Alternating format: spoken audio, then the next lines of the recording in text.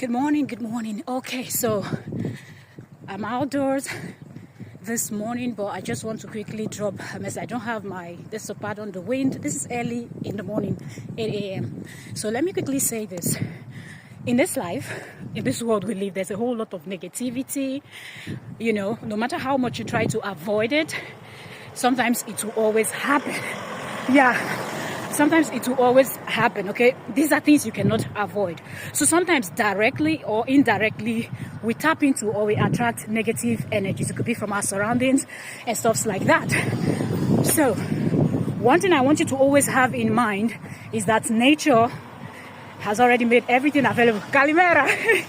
Nature, God, nature, whichever way you want to call it. Everything God has made available for us. For me as a believer, I would say God. Some of you don't believe atheists and things like that. You might want to say nature. So I always use both in my videos. Proceeding to the point I'm trying to make, okay? Now, because of the energy, sometimes it could be transferred, okay? It could be someone going through so much negativity, you know, the person is just filled up to the brim with negative energy and the person is oozing negative energy. But because it's not something that you can necessarily see with your physical eyes or perceive with your nose, you might not know that the people you are around, the conversations you're having is actually attracting and transferring. They're transferring the negative energy to you. So one thing I want you to know is the earth that we walk on. Okay, we always wear slippers, shoes and things like that.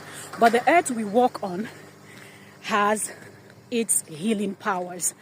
So one thing I want you to do, and also the plants, okay? I wanted to do this video here because you can just see that's one of the beauty of Greece, okay? The nature is at its peak, okay?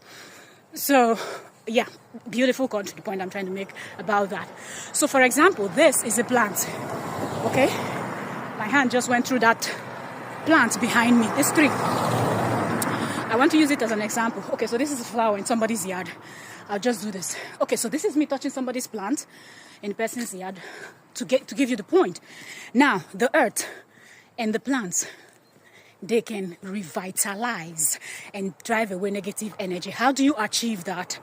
You start by going to the forest, or sometimes people live in countries and places where you have like the parks where they will plant trees and things like that. So get there, take off your shoes or your slippers, put your foot, your bare foot, directly on the soil.